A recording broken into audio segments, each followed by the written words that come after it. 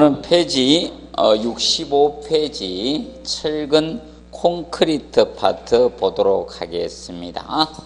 철근 콘크리트 파트. 자, 먼저 1번 보시면, 자, 철근 콘크리트에 관한 설명으로 옳지 않는 것은 해가지고 내놨습니다. 자, 그래서 먼저 1번에, 자, 철근과 콘크리트는 온도에 의한 선팽창 계수는 거의 같습니다. 자, 1번 문제에서 1번 지문에서 알아둘 거는, 자, 이 철근과 콘크리트의 연관성적인 측면에서, 자, 보통 선팽창 계수라고도 하고 또는 열팽창 계수라고도 합니다. 그래서 이 열팽창 계수, 그래서 이 늘어난 비율적인 측면, 이것은 거의 같죠. 거의 같습니다. 그리고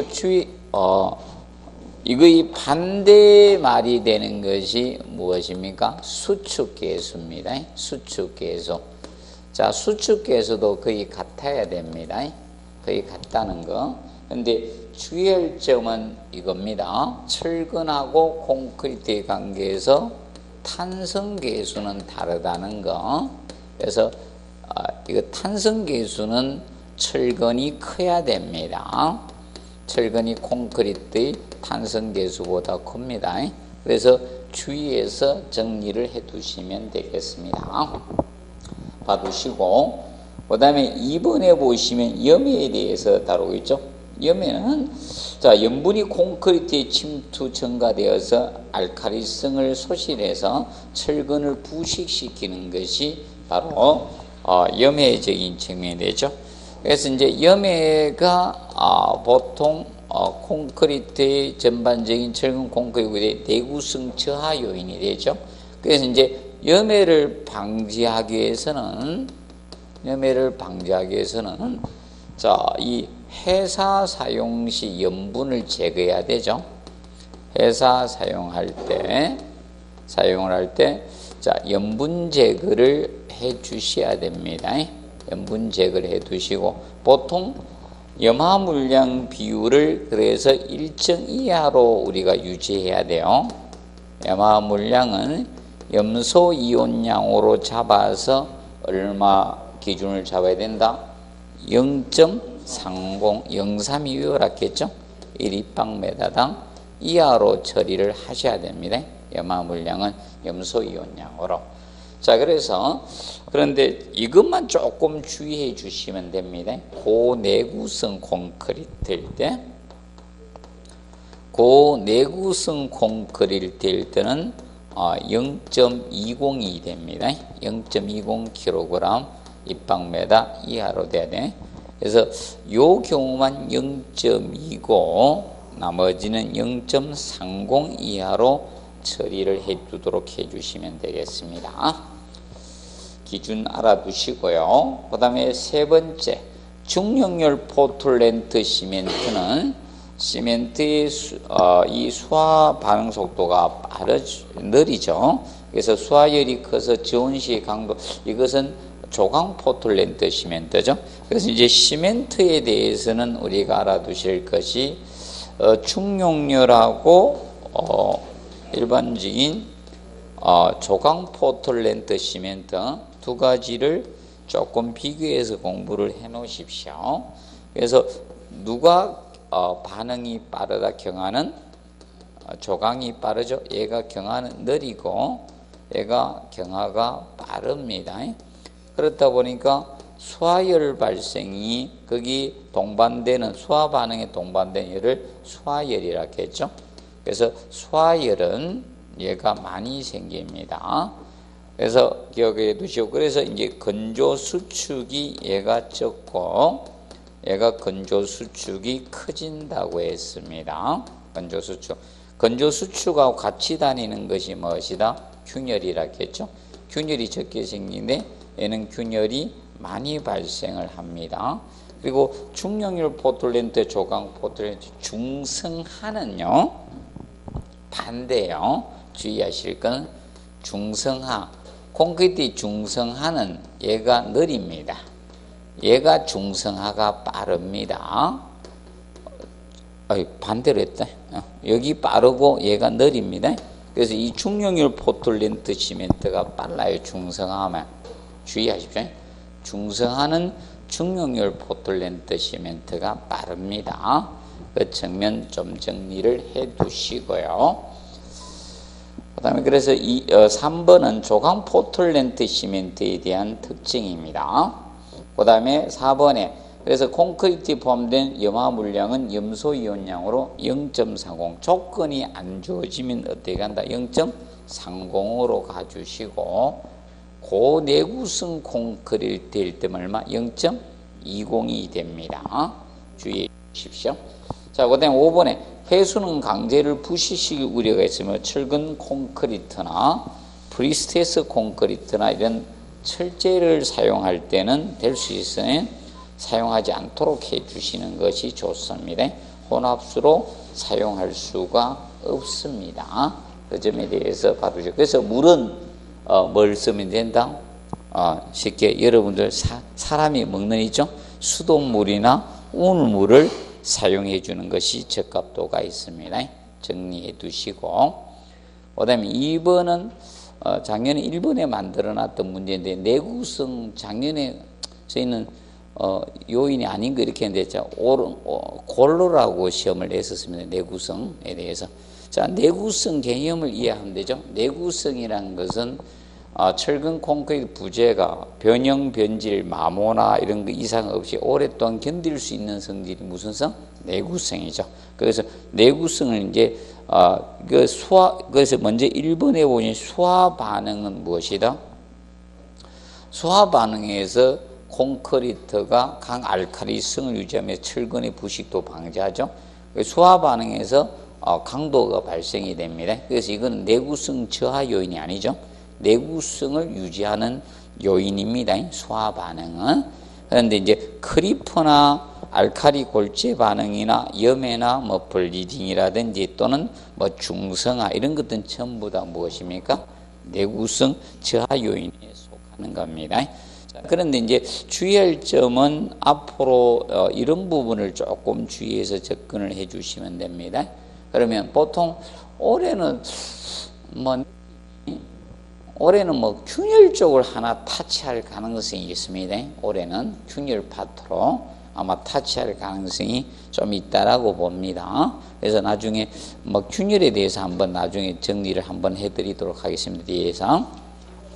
그 다음에 3번 보시면 자, 철근 콘크리트 구조에 관한 기술 중 옳지 않는 것 해가지고 나왔습니다. 그래서 철근과 콘크리트의 열팽창 계수는 어떻게? 거의 같습니다. 그리고 2번에 철근과 콘크리트 응력 전달은 철근 표면과 콘크리트 뭐다? 부착력에 의해서 응력을 전달하게 됩니다. 그리고 3번에 철근과 콘크리트 응력 분담은 각각의 단면적의 비에 의하면 콘크리트가 다 부담하겠죠.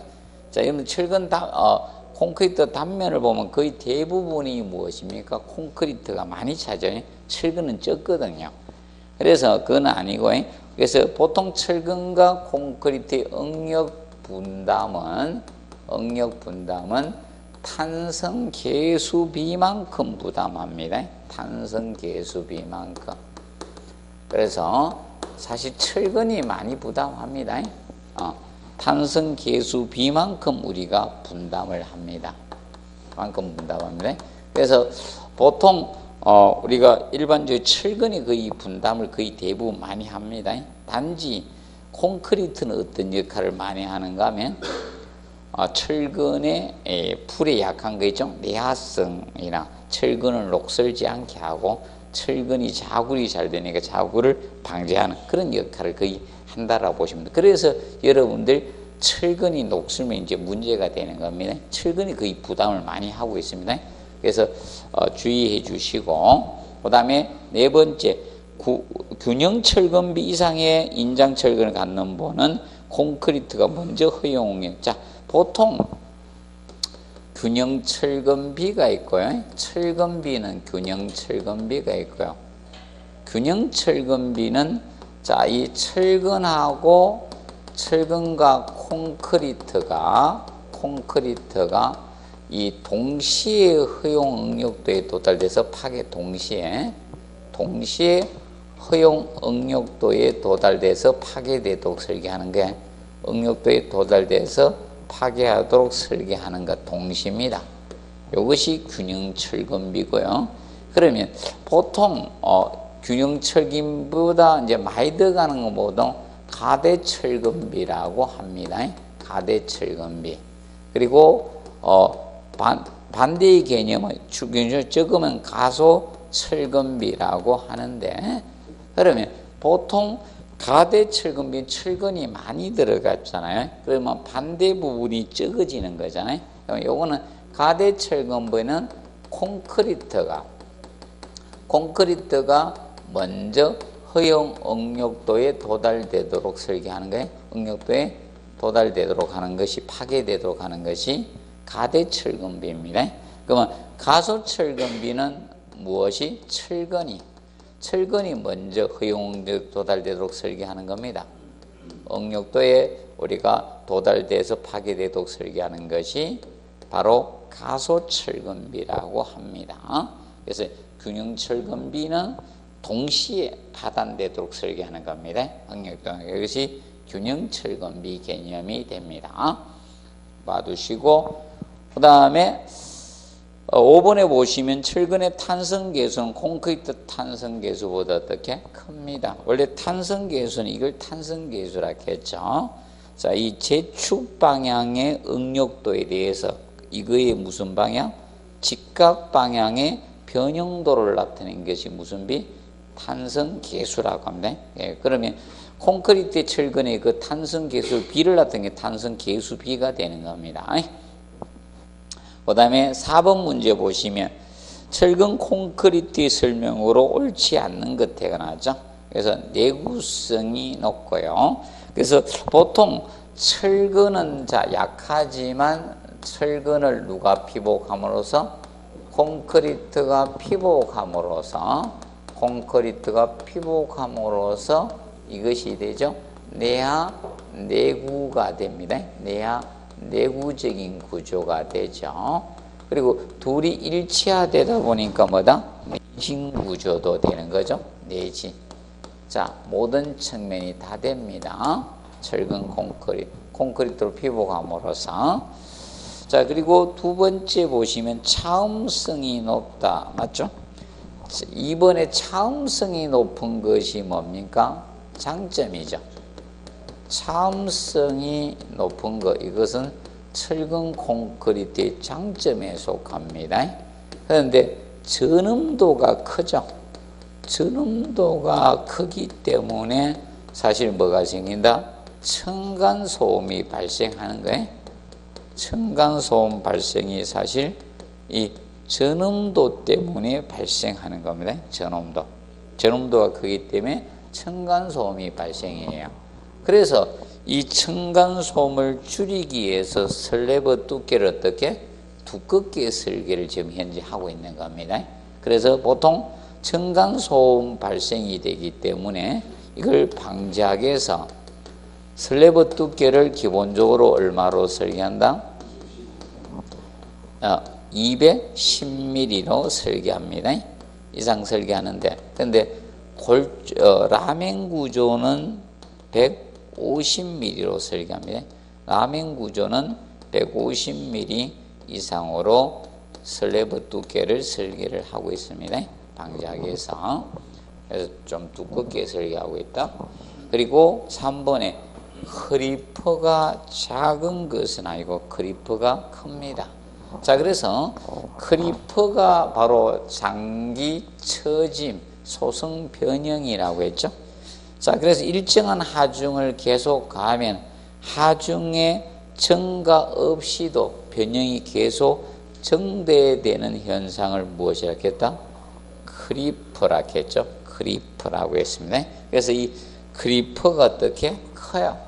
크리퍼가. 그래서 이 크리퍼가 크기 때문에 이 크리퍼를 방지하기 위해서 무슨 철근을 넣는다? 압축철근을 때려 넣는 게 압축철근. 압축철근을 사용을 하고 있는 겁니다. 압축철근을. 그래서 기억을 해 두시고, 제발 또 크리퍼 방작에서 또 너끈 쓰고 스트럽 나오고 그러면 안 돼요. 좀 주의해 주십시오. 그래서 여러분들 스트럽은 전단 철근 형태죠. 전단 보강근이고요. 그래서 여러분들 이거 헷갈리면 안 돼요.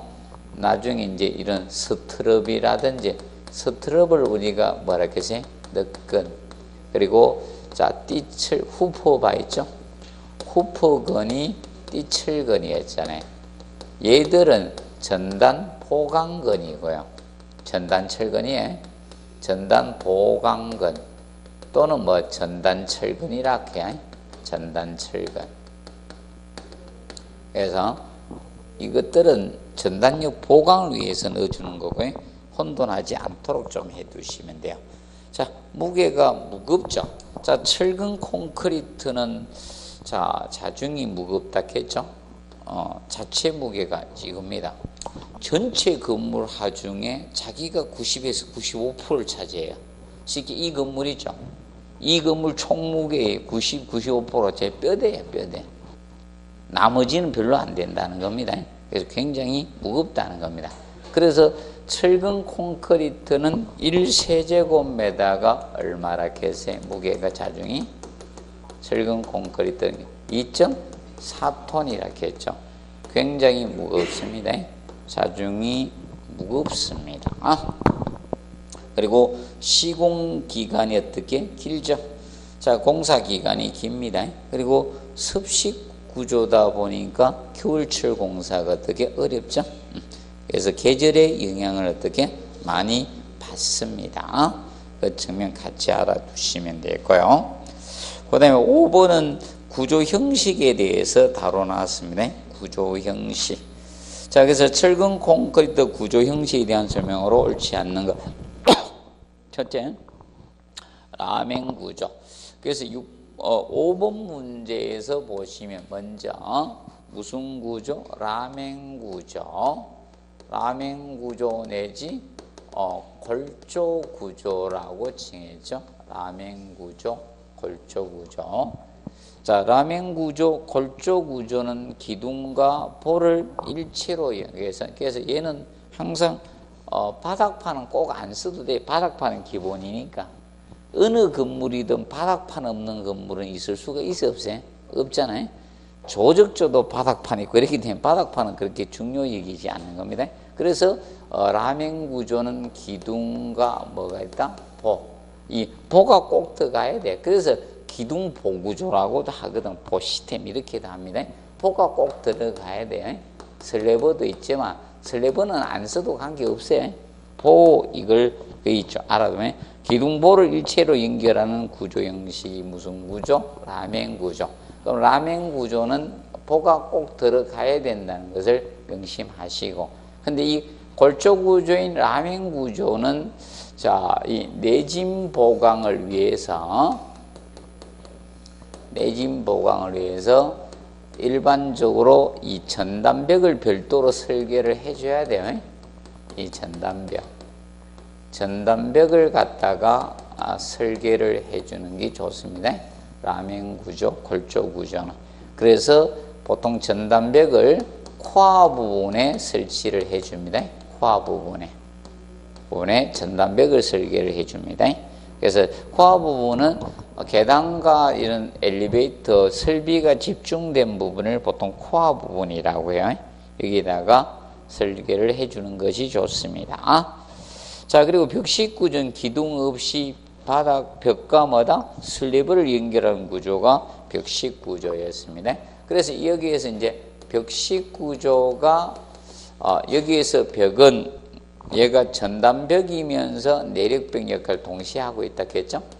전단벽이면서 자, 내력벽 역할을 동시에 하고 있는 것이 벽식 구조입니다. 그래서 얘는 기둥이나 포를 설계를 한다 안 한다? 안 합니다. 얘는 기둥이나 볼을 설계를 안 합니다. 기둥볼을 설계를 하지 않은 건 벽하고 바닥판입니다. 그래서 슬래브의 하중이 직접 어디로 전달된다? 벽으로 전달되는 것이 벽식 구조입니다. 자, 그래서 이 벽식 구조는 알아둘 것이 이거라겠죠. 얘는 공간의 가변성은 있다 없다? 없다겠죠. 공간의 가변성이 얘는 없다라고 했습니다. 공간의 가변성이 없고요. 그 다음에 자, 벽을 함부로 철거 해체할 수가 없죠.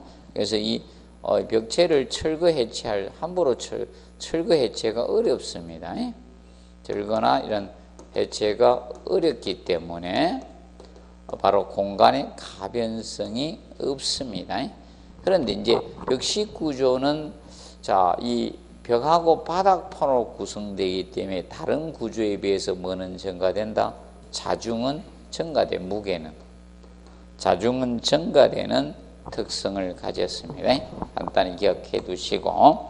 그 다음에 플랫 슬래브 구조는 내부 보호가 없이 슬래브를 직접 기둥에 연결하는 구조 형식이 뭐다? 플랫 슬래브로서. 플랫 슬래브는 뭐라 했습니까? 무량판 구조 중에 하나라 했죠? 무량판 구조 중에 하나인데, 무량판 구조는 플랫 슬래브하고 뭐다? 플레이트 슬래브 두 가지가 있다 했죠? 플랫 슬래브 구조가 있고 플레이트 슬래브 구조하고 두 개로 나누어진다. 그럼 지판하고 주두가 보강이 되는 것이 무엇이다? 플랫 슬래브고, 지판 주두가 보강이 안 되는 것이 플레이트 슬래브였습니다. 기억을 해 두시고. 그래서 얘는 하중이, 슬래브의 하중이 어디로 바로 간다? 슬래브의 하중이 기둥으로 간다 했죠. 바닥판 슬래브의 하중이 기둥으로 전달이 되는 구조가 무량판 구조였습니다. 플랫 슬래브 구조다. 기억을 해 두시고요. 그 다음에 프리캐스트 구조는 조립식 구조라 했죠. 프리캐스트 구조는. 그래서 미리 벽이나 기둥포, 슬래브 등 주요 부재를 미리 제작해서 현장에서 연결하는 구조 형식이 뭐다? 프리캐스트 구조, 조립식 구조.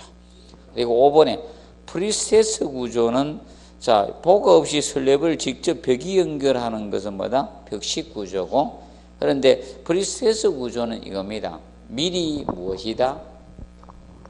자, 힘이 생기는 부재에 미리 압축의 응력을 가해서 힘 강도를 증가시키는 구조가 뭐다? 프리스트레스 구조입니다. 미리 압축의 스트레스를 가해서 힘 강도를 증가시키는 구조가 프리스트레스 구조가 됩니다. 그래서 봐두시고요. 그 다음에 그래서 이제 그 구조를 이렇게 바꿔서 냈던 유형이었고요. 그 다음에 그래서 그런 측면 한번 봐두시고, 그 다음에 이제 나중에 저거 워플 슬래브하고 장선 슬래브 조금 기억하면 된다. 보통 슬래브는 단면을 잘랐을 때 이렇게 된다겠죠? 두께가 일정하잖아요. 이렇게 되는데, 장선 슬래브 경우는 바닥판 밑에 장선이 가는 게 일정한 간격으로 이렇게 밑에 장선이 설치되면 이 슬래브는 무슨 슬래브? 장선 슬래브예요. 이 슬래브 바닥판에다가 자, 이 장선을 일정한 간격으로 대어준 것, 이것이 장선 슬래브가 됩니다. 장선 슬래브입니다. 그런데 이 장선 슬래브를 이방향 장선 바닥판을 뭐라 한다? 워플 슬래브라고 합니다. 그래서 워플 슬래브는 이 장선이 양방향으로 나가는 이방향 장선 슬래브, 이방향 장선 슬래브를 워플 슬래브라고 칭합니다. 워플 슬래브. 그래서 간단히 알아두세요. 자, 그리고 6번 문제 보시면 철근 콘크리트 특성에 대한 설명으로 옳지 않는 것 해놨습니다. 먼저 1번에 철근과 콘크리트는 열의 연선 팽창이나 수축기에서는 유사합니다. 근데 2번에 콘크리트 알칼리 성분 철근의 녹을 방지하는 역할을 하죠. 그런데 주의할 점 2번에서 자, 보통 pH가 얼마 이상 유지가 돼야 된다? pH가 11 이상 유지가 돼야 돼요. 무조건 알칼리성이라고 철근에 녹쓰는 걸 방지할 수는 없고요. 그래서 이것이 철근의 부식을 방지할 수 있는 조건이 부식 방지력에 위해서는 pH가 11 이상 유지가 돼야 돼요. 그래서 콘크리트의 중성화가 되면 뭐다? 철근은 녹슬 수 있다 했죠. 이게 안 된다. 그래서 콘크리트 중성화가 이루어지면 중성화가 되면 매입된 철근이 녹슬 수 있다는 겁니다. 중성화되면 매입된 이 철근이 녹슬기 쉽다는 겁니다. 녹슬기 쉽다는 것이고 콘크리트 중성화가 되면 그래서 틀려집니다. 단면 콘크리트 단면이 크냐 적으냐에 따라서 달라질 수 있다는 겁니다. 그래서 콘크리트 단면이 클수록 중성화는 느려지는 거예요. 왜냐하면 그 콘크리트 내부에 뭐가 많으니까 시멘트 성분이 많으니까 계속적인 수화 반응에서 강알칼리성을 유지할 수 있는 겁니다. 그렇기 때문에 단면이 작을수록 그래서 이 부재 단면이 적으면 중성화는 어떻게 빨라집니다. 중성화가 빠릅니다. 작으면. 그래서 부재 단면이 크면 중성화가 느려져요. 그래서 큰 구조체들이 오래 버티는 거예요.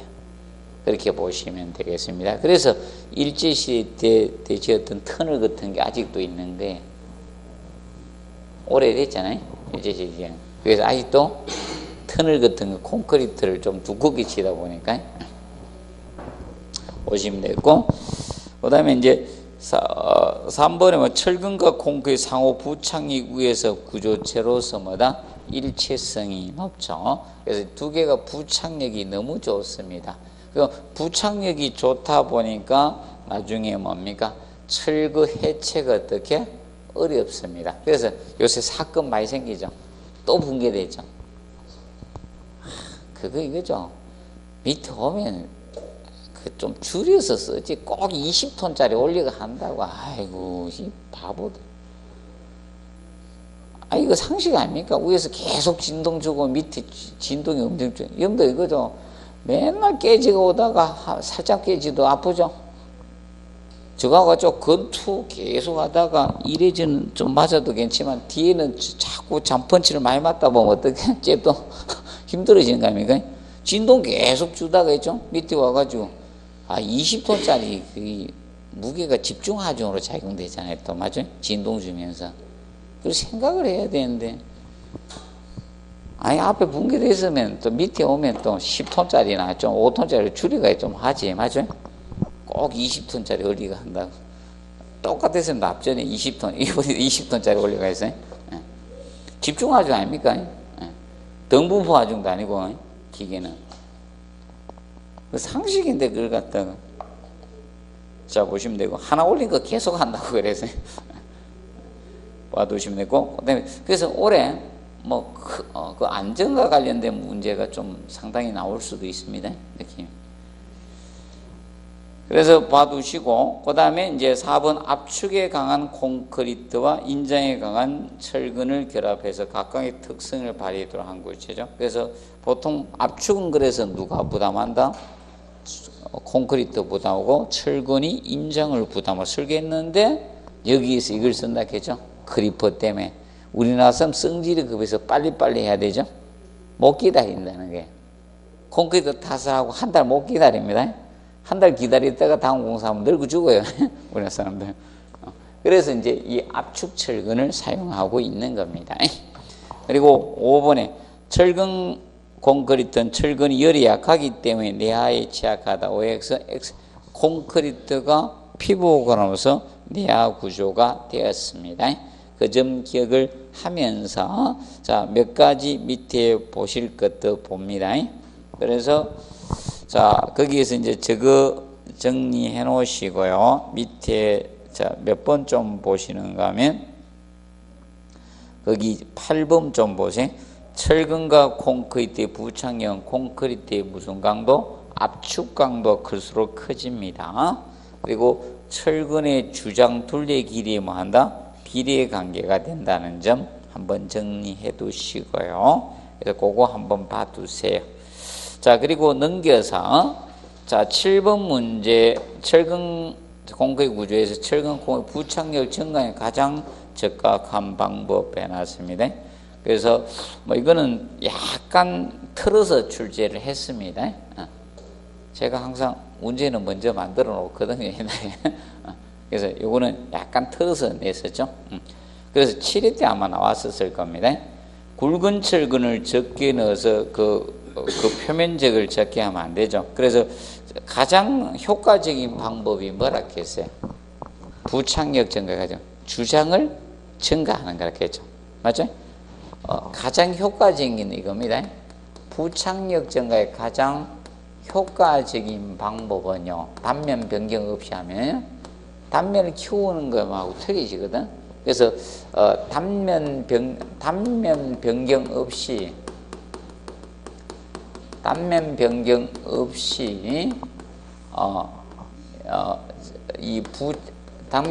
없이 부착력 증가에 가장 효과적인 방법은 바로 철근의 뭐다? 주장을 증가시키는 거야. 철근의 주장. 이게 가장 효과적입니다. 철근의 주장을 갖다가 주장을 증가하는 것이 이게 제일 효과적인 방법이에요. 이것이 주장 증가가. 그래서 그러면 주장을 증가시키는 방법은 어떻게 된다? 굵은 철근을 쓴다. 그래서 가는 철근을 쓴다. 가는 철근 써야겠죠. 단면적은 똑같아도 가는 철근만 쓰면 주장이 증가한다 했죠. 그래야지 표면적이 많아지거든. 주장이 증가돼야지. 콘크리트 접하는 표면적이 많아지는 겁니다. 그래서 가는 철근은 많이 넣어줘야 돼. 그래서 이 2번 개념이 되는 겁니다. 기억을 해 두시고요.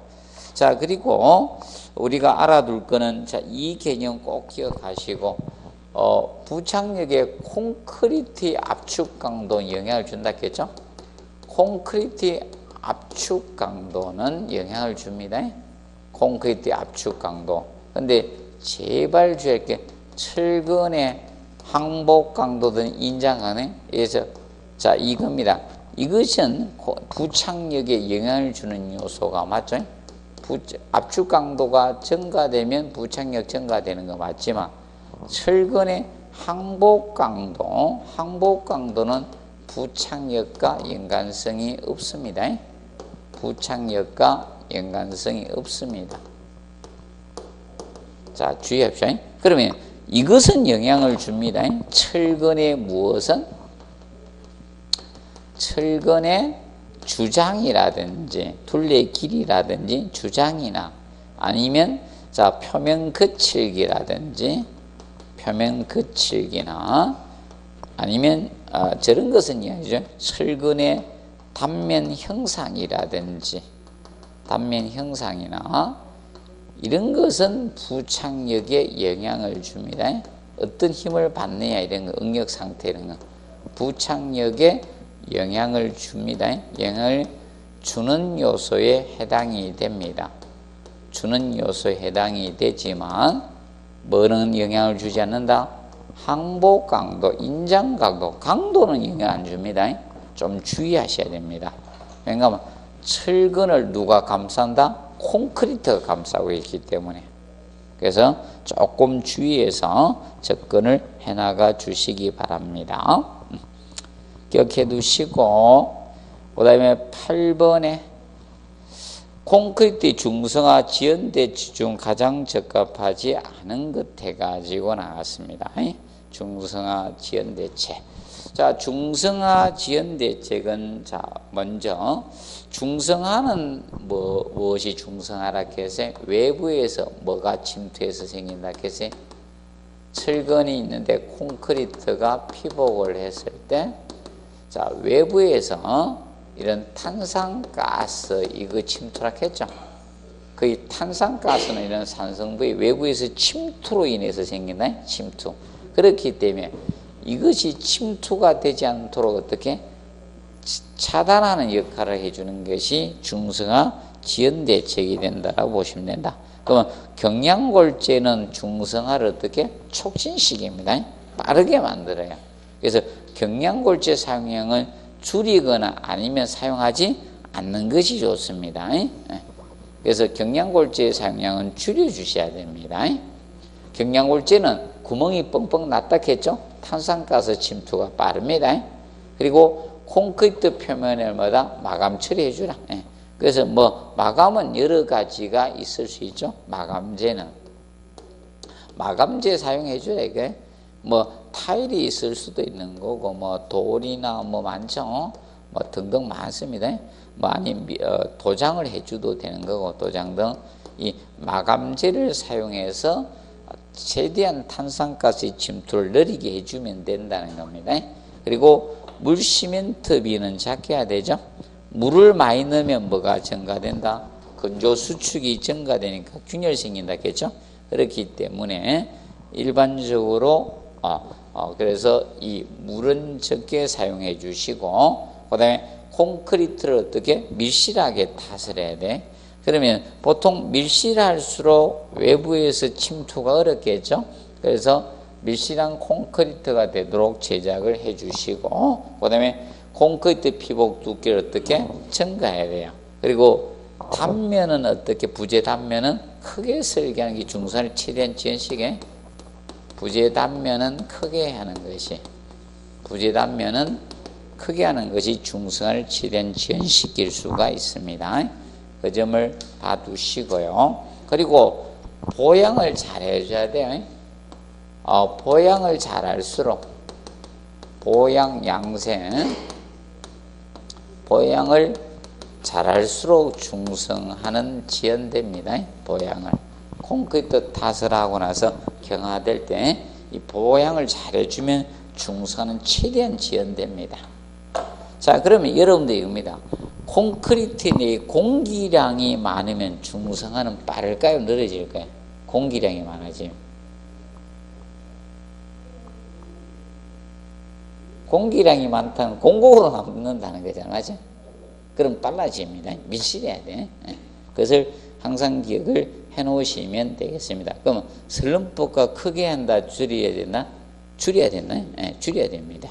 그래야지 중성은 지연이 된다라고 보시면 됩니다.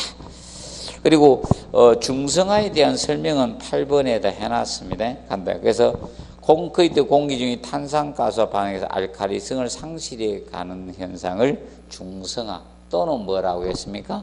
탄산화라고 되죠. 탄산화라고도 칭했고요. 그 다음에 콘크리트 중성화가 철근 깊이까지 진행, 철근의 부식 발생 가능성이 증가합니다. 반드시 녹슨다는 건 아니고요. 강알칼리성이 되면 녹은 아예 안 쓰는데 pH 11 이상 되면 이제 10 이하로 떨어지면 뭐가 된다? 녹슬 가능성이 높아진다는 거예요. 그리고 콘크리트 중성화 진행, 콘크리트 강도 자체가 저하되는 건 아니죠. 자, 콘크리트가 중성화되면 강도 변화는 거의 없습니다. 콘크리트가 중성화되면 이 매입된 뭐가 된다? 철근이 뭐다? 부식을 초래할 수 있는 거죠.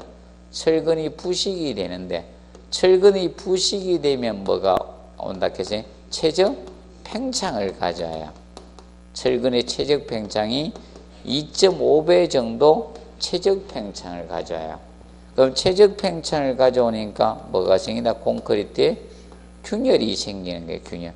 이걸로 이제 문제가 생기는 거예요. 문제가. 그러면 균열로 탄산가스나 물이 침투해서 철근에 녹쓰는 거하고 중성화를 엄청 빨리 촉진시키겠죠? 그러면 전체적인 구조물 부착력 저하로 구조물 붕괴로 가져올 수 있는 위험이 있는 겁니다. 그렇기 때문에 문제입니다. 그러면 콘크리트의 중성화에 의한 균열은 빠르게 생긴다, 느리게 생긴다? 중성화 되는데 시간이 오래 걸려요, 느리게 걸려요? 오래 걸리죠? 자, 그래서 명심해 둘 것은 이겁니다. 콘크리트가 응결이 되기 전에 우리가 콘크리트 탓을 하고 응결이 되기 전에 이루어지는 균열이 무슨 균열이라고 해서 다 잊어먹었어요. 콘크리트 탓을 부어넣기를 하잖아요. 부어넣기 하면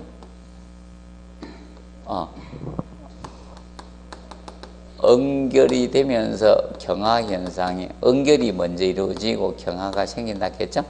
응결 경하가 발생한다. 그러면 응결되기 이전에 여기에서 생기는 균열을 우리가 뭐다?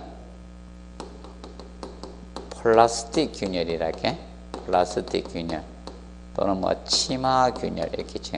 여기에 속하는 게 응결 전에 균열이 발생해. 응결은 보통 1시간 전후 된다 했죠? 맞죠? 예. 응결 전에 발생하는 균열을 무슨 균열? 플라스틱 치마 균열이에요.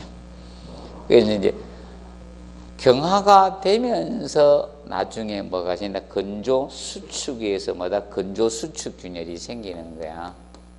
건조 수축에 의해서 균열이 생기는 거고, 맞죠? 건조 수축 균열이 발생하는 거고, 그리고 나중에 오랜 세월이 흘러가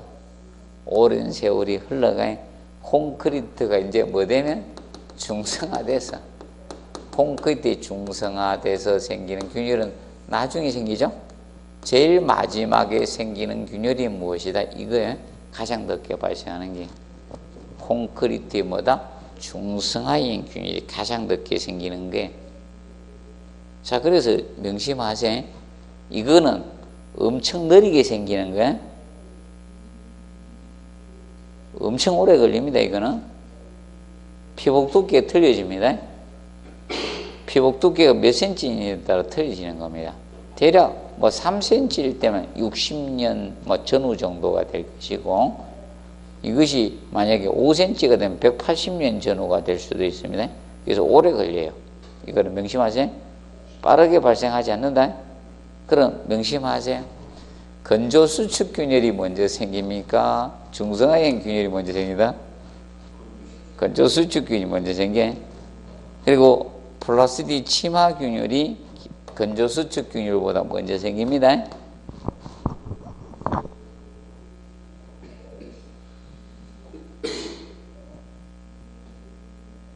자, 기억을 해 두시면 되겠습니다. 그래서 기억해 두시고, 그 다음에 콘크리트 중성화는 철근의 콘크리트 수명을 결정하는 중요한 요소 중에 하나입니다.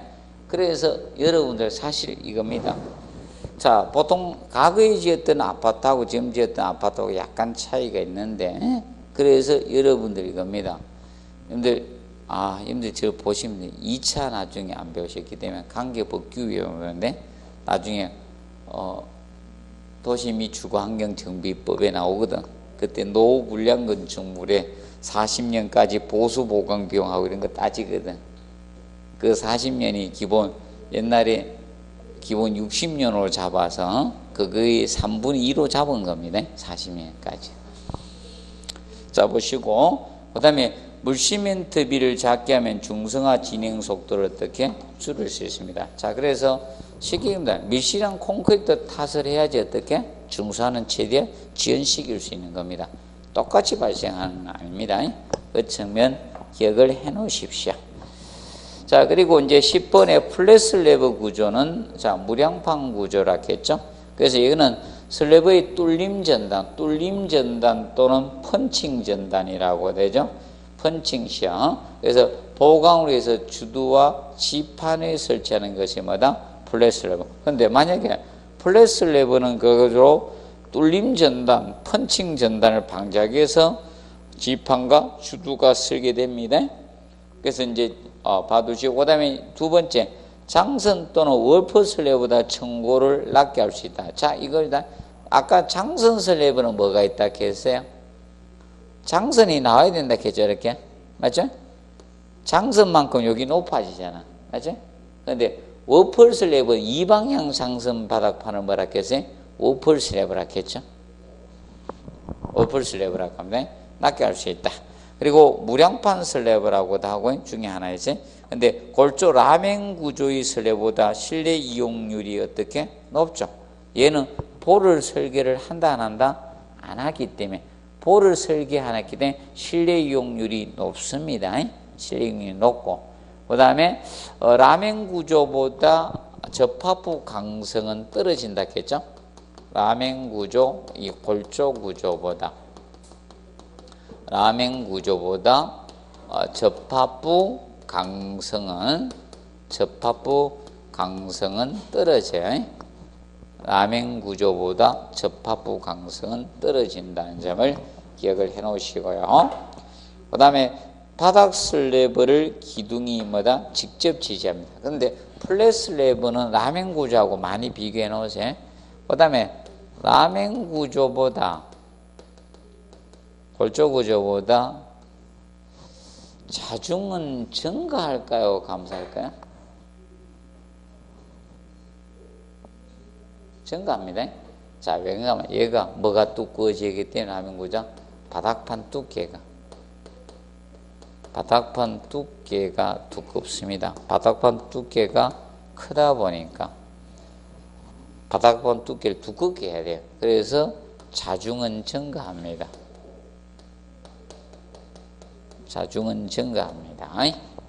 기억을 해 놓으시기 바랍니다. 그리고 플랫 슬래브는 슬래브의 하중이 바로 어디로 전달된다? 기둥으로 직접 전달되는 게 그 슬래브다. 기억을 해 두시고, 그 다음에 11번에 보시면 콘크리트 부재 일정 하중을 계속 존치시키면 하중의 증가 없이도 시간의 경과에 따라 변형이 정대되는 현상마다 크리프라고 해요. 그래서 얘는 계속 알아둬야 돼요. 크리프는 앞으로 계속 지문에 쓸 거예요. 16회 때 내고 나서. 그래서 앞전 같은 경우도 이제 지문에 나오게 고르락할 때, 그래서 크리프를 장기 처짐 또는 뭐다? 소성 변형이라고도 했습니다. 항상 알아두시고요. 그 다음에 고측면 기억해 두시고, 그 다음에 12번에 철근 콘크리트 구조에서 크리프에 영향을 미치는 요인으로 옳지 않는 것. 자, 철근의 탄성 계수는 영향이 없죠. 탄성 계수는 크리프하고는 관계가 없습니다. 장기 처짐이기 때문에 크리프하고 철근의 탄성 계수는 관계가 없습니다. 자, 그런데 온도 변화는 영향을 줍니다. 온도는 영향을 주죠. 그리고 콘크리트의 강도도 이어져. 사실 이겁니다. 크리퍼가 왜 생기는가 하면 콘크리트 강도가 많이 나온 상태에서 하중을 가하면 관계가 없는데, 아직 제대로 경화가 안 돼서 강도가 나오지 않는 상태에서 어떻게 하중을 가니까 어떻게 처지는 거예요. 그래서 콘크리트 강도가 뭐다? 적을수록 크리프는 증가해요. 콘크리트 강도가 많을수록 클수록 크리프는 줄어드는 겁니다. 영향을 줍니다. 그리고 물 시멘트비 영향을 주죠. 물 시멘트비가 크면 크리프는 어떻게? 증가합니다. 물 시멘트비가 적을수록 크리프는 줄어듭니다. 그래서 물 시멘트비가 슬럼프 값이 영향을 줍니다. 그리고 하중 지속 시간 영향을 주죠. 하중을 장기간 가야 돼요. 맞죠? 시간하고는 어느 정도 관계가 영향을 줄 수밖에 없죠. 시간이 증가되면 크리프는 증가될 수 있어요. 자, 이거죠. 예를 들어서 한 1초나 10초 가해놓고 싹 떼버리면 원상회복하죠. 장시간 가기 때문에 무엇이다? 크리프가 변형이 생기는 겁니다. 영향을 주는 요소입니다. 그리고 습도하고 온도는 반대로 가주시면 돼요. 온습도는 반대로 항상 가주면 되는 거고 영향을 줍니다. 그럼 온도가 영향을 주면 뭐도 영향을 준다? 습도도 영향을 주는 거예요. 항상 같이 반대 의사입니다. 자, 그 측면 보시고, 그 다음에 이제 13번에 콘크리트 염해 방지 대책에 대해서 해놨습니다. 자, 염해는 아까 앞에서 했죠. 이 콘크리트 골재 속에 염분이 포함됐거나 아니면 이거죠. 바닷가, 해안가의 경우는 어떻게 됩니까? 공기 속에 염분이 포함되어 있죠. 그걸로 인해서 침투해서 생길 수가 있는 겁니다. 그렇기 때문에 1번에 단위 수량은 최대한 어떻게 적게 하고 무시멘트비 작게 해주시면 됩니다. 그래야지 건조 수칙은 균열이 잘 안 생길 거 아닙니까? 그래서 방지할 수 있는 겁니다. 그리고 피복 두께를 어떻게? 두껍게 해야 돼요. 중성하든 염해든 피복 두께가 두꺼우면 늦어져요. 그래서 바닷가는 사실 좀 더 두껍게 해줘야 돼. 일반 건물보다는. 그래서 여러분들이 이거 혹시나 바닷가에 건물 살 때는 있죠. 피복 두께 얼마가 좀 물어보고 사지. 혹시 살 때. 일반하고 틀립니다. 자, 그래서 이겁니다. 철골에 녹막이 도로 칠할 때도 틀려야 된다 했죠. 바닷가하고 있죠. 일반하고 틀려야 됩니다. 그런데 내륙 지방에 칠하는 녹막이 도로를 저 강한대교체에서 강한대교 녹슬었잖아요. 그 업체 이미 부도 내놨더라고. 이제 녹슬어가게 그거 수소문 하니까. 그리고 그래서 방청 처리한 강제를 사용해 줘. 근데 이제 방청 처리한 강제를 사용하면 문제가 뭐 됩니까? 부착력이 어떻게 떨어지거든. 아니면 철근을 도고만 철근을 사용해 줘야 되거든. 도고만 철근 이런 걸 사용해 줘야 되거든. 그러면 이제 부착력이 좀 떨어지는 결과가 있습니다. 자, 그리고 콘크리트 표면에 뭐다 도장하면 맞죠? 그래서 자주 도장해 주는 게 좋은 겁니다. 자, 그리고 콘크리트 방청제를 뭐다 혼합한다. 근데 방청제 혼합하니까 약간 부착력에 영향을 주겠죠? 콘크리트 성질이 있는데. 자, 보시면 돼요. 그런데 그래서 사실 염해 방지 대책은 기본적으로 이겁니다. 이 콘크리트 중성화도 바깥에서 침투해서 생겼죠? 이것도 염해도 바깥에서 염분이 어떻게 스며들어올 가능성이 높다. 왜냐하면 품질 검사를 하기 때문에 있죠? 근데 옛날에는 사실 품질 검사를 똑바로 안 했거든. 바쁠 때. 그리고 최근은 감리가, 지금은 감리가 이 궤도에 올라와 있지만 옛날 감리는 없었거든. 옛날에는 또 감리도 없었고, 감리가 또 누가 지정합니까? 건축법에 따라 지으면 건축주가 감리를 지정하거든. 그리고 이겁니다. 주택법에 의해서 지어진 주택들 있죠.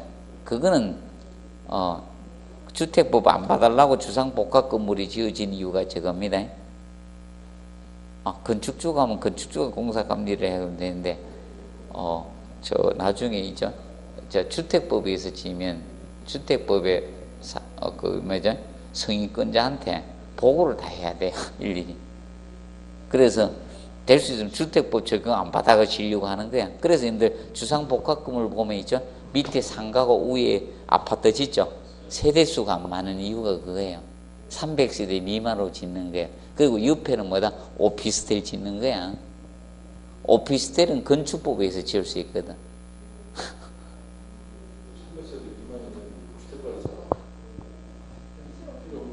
아니요. 필요하죠.